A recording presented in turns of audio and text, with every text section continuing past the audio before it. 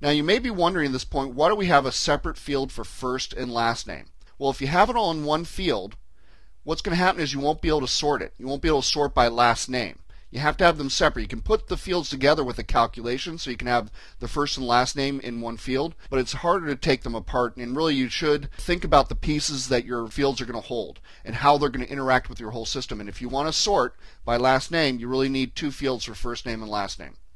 So you notice that when we create it, you also notice that the field name is highlighted down there at the bottom. Well, we can go ahead with the next field and just simply type and never even touch the mouse. And then just hit again the return or enter key. And then just keep on going down and make it much more efficient to create these fields. So we'll go to city, state, zip. And you notice that with the zip code, we've made it a text field. We could have made it a number field, which might make sense. But think about, in the case of zips, that you might have a zip code +4. That would require a dash in there. You also might have it be a postal code for Canadian postal codes, and that would definitely have text in it. So actually we should come over here and highlight this and type in postal code and hit the change button. That will remind you that this is going to contain things like zip codes and postal codes. So again, it's going to be text because you might have text in here. In fact, the same is true for your phone number field. We'll create one of those. We're going to create it as a text field because it might have dashes or brackets in there as formatting for that phone number field. Email. And then we're going to make a field called DOB for date of birth. And I should probably make that lowercase, so we'll go back and do DOB like that. Now, we're going to change that to a date field because we want to make sure that it finds and sorts properly. You can make a date field a text field, but it won't sort like a date.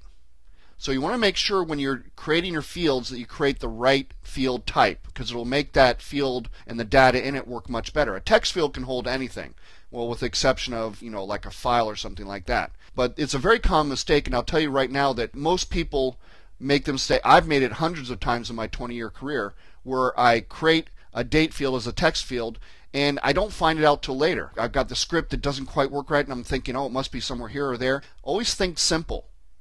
Think the field type. It's a common mistake to just be quickly creating your fields and forget to change the type. So we're going to choose date here, but before we do that, let's go ahead and talk about the different types. You have text, you have number, which allows you to put numbers in there, you have date, time is obvious also, it accepts times. Timestamp is a combination of date and time with the space separating them. Container is a field that holds information like a QuickTime movie, or a picture, or a file like a PDF document or a Word document, or even another FileMaker file, or any document or file you have on your hard drive. Then you have a calculation. That is much like what you do in an Excel spreadsheet when you're adding up a row. You can take all these fields on a single record and do stuff with them. This is a very basic explanation because you can do a lot more with calculations. There's hundreds of functions, but the basic idea is adding fields together and concatenating things and stuff like that. So very useful.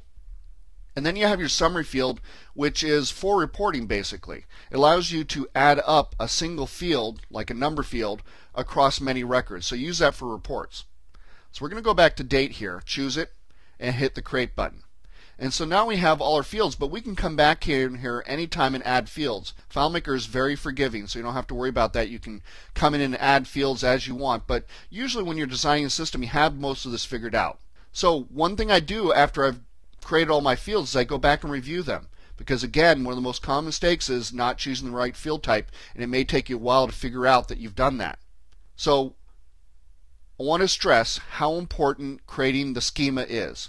You need to make sure that you use the right naming conventions. You want to go ahead and make sure that you separate your fields like first and last name. You have to think about what goes on here because it really makes a big difference. Your schema is the most important thing in your database. It holds up everything else, so make sure you spend a lot of time learning how to do this.